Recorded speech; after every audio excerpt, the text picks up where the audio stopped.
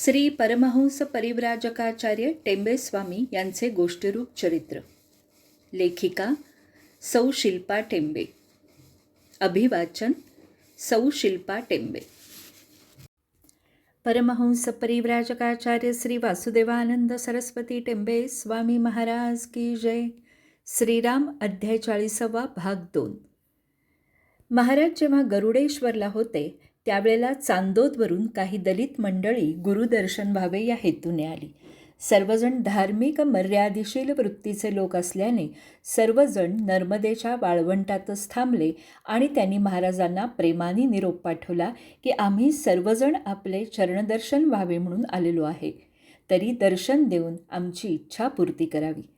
या भवसागरात आमचा उद्धार करावा, आम्हाला कृतार्थ करावे, आमच्या या हट्टाला पुरवावे. महाराजांनीही हा निरोप कळताच निरोप पाठवला की आपण मुळीच काळजी करू नये, सायं संध्या झाल्यावर आम्ही स्वतःच येऊ, तोवर भोजनादी उरकून घ्यावे. सर्वांनी महाराजांचा निरोप मिळताच स्नान भोजन करून घेतले आणि गुरुरायांची वाट पाहू लागले.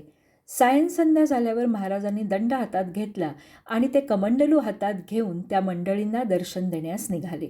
गरुडेश्वरातील लोकांना निघताना ते म्हणाले की आम्ही वाळवंटातून परत येईपर्यंत तिकडे स्वतःहून कोणी येऊ नये, असे म्हणून ते त्या वाळवंटात आले. त्यांना आलेले पाहून त्या दलित मंडळींनी एक एक करून स्वामींच्या चरणावर मस्तक ठेवले. मग सर्वजण स्वामींच्या भोवती बसले आणि मनातील हितगुज सांगू लागले. नंतर सर्वांनी 3-4 तास भजन केले. गुरुरायांवर त्यांचे प्रेम होते. त्यांना डोळे भरून सर्वजण पाहत होते. वारंवार त्यांना स्पर्श करून नमस्कार करीत होते. या सर्व सोहळ्यानंतर स्वामींनी सर्वांना नारळ प्रसाद म्हणून दिला आणि विचारले, आपणा सर्वांचे समाधान झाले ना? सर्वांनी हो म्हणता स्वामींनी त्यांना आपण आता नावेतून परत जाण्यास निघावे असे सांगितले. सर्व भक्तमंडळी निघून जातात स्वामीही परत जाण्यास निघाले. इकडे सर्वजण स्वामींची वाट पाहत होते. स्वामी कुणालाच कोठे जातोय हे न सांगता वनातून निघून गेले होते. सर्वांना चिंता लागली होती, परंतु गुरूंची आज्ञा मोडताही येत नव्हती. सारे जण दिगंबरा दिगंबराचे अखंड जप भजन 3 दिवस करत बसले. 4थ्या दिवशी पहाटे स्वामी परतून माघारी आले. ते अत्यंत प्रसन्न आणि तेजस्वी दिसत होते. सर्वांनी आनंदित होऊन त्यांचे स्वागत केले, जय जयकार केला. दलितांना स्पर्श करून देणे हा शास्त्रानुसार अपराध असल्याने स्वामींनी आपल्या प्रिय दलित भक्तांना भेटून आल्यावर 3 दिवस निबिड अरण्यात जाऊन शास्त्रमर्यादा रक्षणार्थ तपश्चरण केले. श्रीराम प्रभूंना सुद्धा वनवास पत्करावा लागला होता. स्वामीही प्रत्यक्ष दत्तावतार होते, पण मनुष्य देह धारण केल्याने शास्त्र धर्म चालावा म्हणून आदर्श गुरुरायांनी घातला. गरुडेश्वरच्या या काळात महाराजांच्या पर्णकुटीभोवती त्यांचा एक शूद्र भक्त झाडलोट करून सडा घाली. त्याचा हा नित्यक्रम होता. ते करून तो महाराजांना दुरूनच नमस्कार करत असे.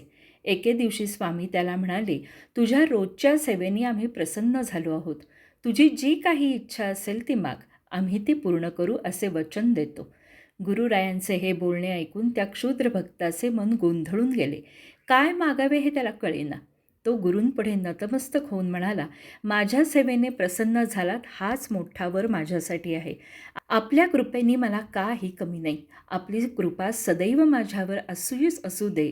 मला स्वस्वरूपाचे ज्ञान व्हावे, धर्मकाया व धर्मबुद्धी प्राप्त व्हावी, हीच आपल्या चरणी प्रार्थना आहे.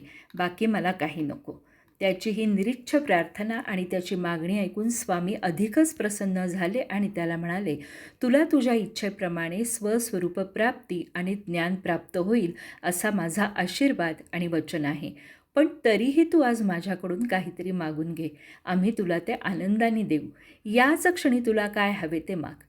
हे स्वामींचे बोल ऐकून त्या भक्ताला आपले जीवन सार्थकी झाले असे वाटले.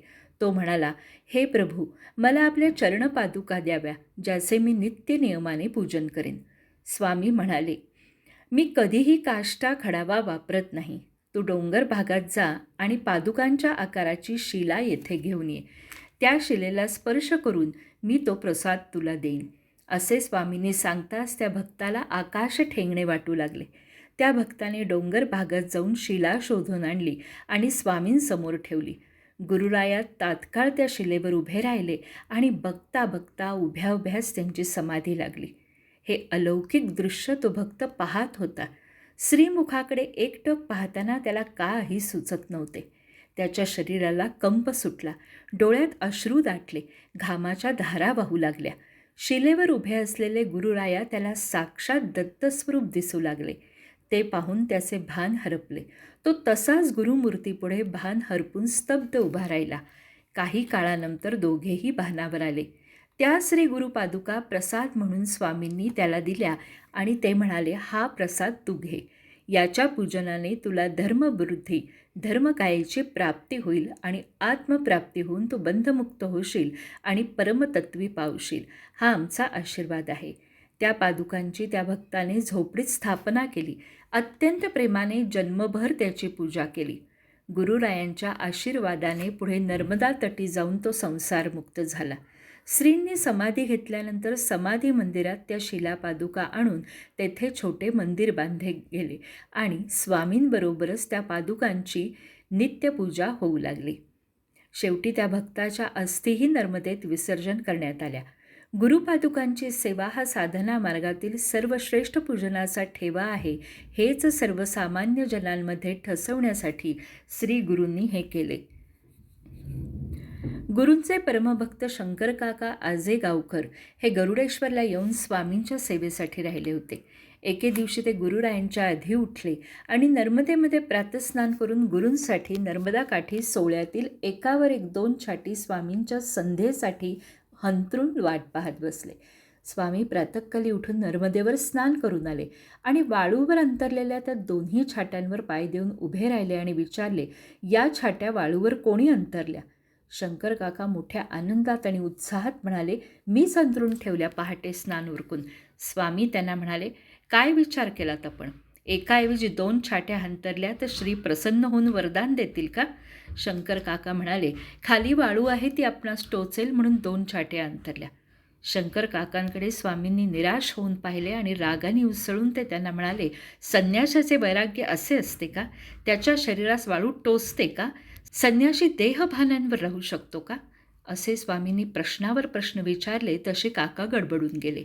स्वामी पुढे म्हणाले, असे असेल तर उद्या येथे पलंग आणून गादी घालाल आणि त्यावर झोपायला सांगाल आणि स्वामींना रुचते म्हणून परस्पर त्यांच्या सेवेसाठी स्त्रीही आणून ठेवाल.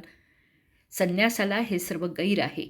मी देह नाही असेच सदैव वागले पाहिजे. 1 छाटी काढून घ्या अगोदर, उचला पाहू ती. गुरूंची ही आज्ञा ऐकून काका मनातून खट्टू झाले. 1 छाटी काढून घेऊन खाली मान घालून उभे राहिले.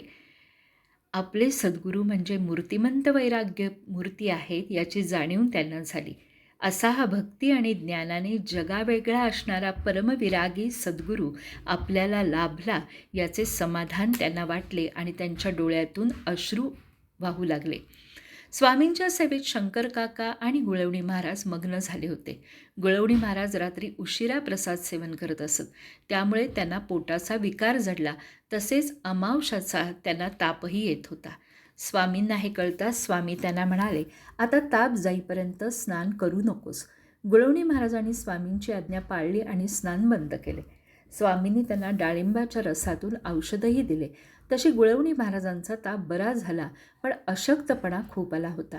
याच काळात दसरा सणही आला होता, म्हणून गुळवणी महाराज स्नान करण्यासाठी नर्मदेवर गेले. गुरुरायांबरोबर स्नान करावे अशी इच्छा त्यांना झाली, म्हणून ते गुरुरायांच्या पाठोपाठ नदीवर गेले. स्वामींनी त्यांना पाहताच विचारले, तू काय येथे आलास? गुळवणी महाराजांनी त्यांच्या मनातील इच्छा स्वामींना सांगितली. गुळवणी महाराजांची आजारी प्रकृती पाहून स्वामींनी त्यांच्या अंगावर प्रेमाने नर्मदेचे जल शिंपडले आणि विचारले, काय स्नान झाले की नाही? गुळवणी महाराजाही नम्रतेने म्हणाले, हो.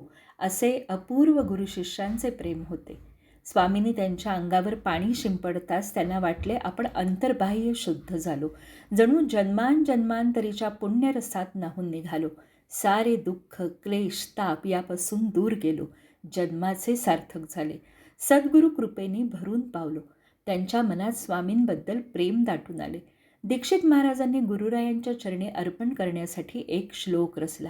त्यांच्या मनात आले, हा श्लोक स्वामींचे चित्र काढून त्यात हार रूपाने गुंफावा. असे मनात येताच त्यांनी गुळवणी महाराजांना स्वामींचे चित्र काढण्यासाठी विनंती केली. गुळवणी महाराजांनी अत्यंत भक्तिभावाने स्वामींचे चित्र काढले आणि दीक्षित महाराजांनी सांगितल्याप्रमाणे श्लोकरूपी हार त्या चित्रात स्वामींच्या गळ्यात रेखाटला आणि दीक्षित स्वामींची इच्छा पूर्ण केली. गरुडेश्वरला असताना गुळवणी महाराजांनी ते चित्र गुरुरायांना अर्पण केले आणि त्यात श्लोकरूपी गुंफलेला हार या दीक्षितांच्या भावना त्यांनी स्वामींना सांगितल्या. महाराजांनी ते चित्र हातात घेतले, त्यातील श्लोक वाचला आणि काही काळ थांबून ते चित्र त्यांनी गुळवणी महाराजांना परत केले आणि कृपा कटाक्ष टाकून ते त्यांना म्हणाले की ही वस्तू दीक्षित स्वामींची आहे, ती त्यांना परत करावी. गुळवणी महाराजांचे आजारपण जरी गेले होते तरी त्यांचे शरीर क्षीण झालेले होते. ते पाहून स्वामी त्यांना म्हणाले, काही दिवस विश्रांती घेतलीस की तुझी प्रकृती सुधारेल. जे आजपर्यंत तुला शिकवले ते निष्ठेने टिकव, ज्यामुळे तुला सिद्धी प्राप्त होऊन गती मिळेल. स्वामींनी अशी आज्ञा करताच गुळवणींना फार दुःख झाले. गुरुरायांचा आदर करावा आणि त्यांची आज्ञा पाळावी म्हणून गुळवणी महाराज तेथून निघाले. त्यानंतर प्रथम मुंबई मग कोल्हापूर वाडी करत त्यांच्या जन्मगावी कुडुत्री येथे ज्येष्ठात येऊन पोहोचले. याच काळात गरुडेश्वरला दीक्षित आणि महाराजांचे बंधू सीताराम बुवा आले. या काळात महाराजांनी आपल्या प्रिय शिष्यांना दूर पाठवायला सुरुवात केली होती. गुळवणी महाराजांपाठोपाठ स्वामींनी गांडाबुवा, गोविंदबुवा पंडित यांनाही आज्ञा देऊन दूर पाठवले. यावेळेस वाडीचे धुंडीराज बुवा पुराणिक स्वामींच्या दर्शनास आले. स्वामींनी त्यांना अत्यंत प्रेमाने ठेवून घेतले. स्वामी रोज त्यांना सर्वांपुढे पुराण सांगाव्यास लावत. काही दिवस गेल्यावर धुंडीराज बुवांना परतण्याची ओढ लागली. तशी ते स्वामींची अनुमती घेण्यास आले. रोज नवनवीन मंडळी गरुडेश्वरी येत होती. त्यामुळे स्वामी धुंडीराज बुवांना म्हणत, यांना पुराण ऐकवा, मग उद्या चला, असे रोज सांगून स्वामी अनुमती देण्यास चालढकल करत होते. धुंडीराज बुवाही स्वामींच्या आज्ञेचा मान राखून आवडीने कीर्तन पुराण करत असत. असे बरेच दिवस गेल्यावर पुढे जेव्हा धुंडीराज बुवा परत जाण्यास निघाले तेव्हा स्वामींनी त्यांना नारळ आणि एक छाटीचा प्रसाद दिला व आशीर्वाद देऊन अत्यंत प्रेमाने त्यांची पाठवणी केली. सद्गुरूंचा व्यवहार अतिशय कठोर, कडक सोळे ओळे असे असले तरी त्यांचे आपल्या भक्तांवर अपार प्रेम होते. अंतःकरण मेणाहून मऊ होते. गरुडेश्वरी स्वामींनी हळूहळू आपली प्रवचने संपवली. काहीच झाले नाही याप्रमाणे त्यांचे सर्व काम शांतपणे चालू होते. लोक त्यांचे हे वागणे बघून आश्चर्यचकित होत होते, पण त्यांना विचारायचे कुणाचेही धाडस नव्हते. अनेक भक्त त्यांना भेटायला येत. प्रातःसमयीपासून मध्यरात्रीपर्यंत स्वामी लोकांना ज्ञानार्जन, लोकोद्धार, संकट निवारण करत असत. वेदांत, धर्मग्रंथ, ब्रह्मग्रंथ, कर्म, ज्योतिष सांगणे, शिकवणे, पुराण प्रवचन असा एकही क्षण वाया न घालवता अखंड स्वामींचे कार्य सुरू होते. कालचक्र धावत होते. इसवी सन 1913 हे वर्ष संपले. स्वामींचे आवराआवरीचे वर्तन कुणाच्याही ध्यानी आले नाही. सर्वजण स्वामींच्या सहवासात गुंगून गेले होते.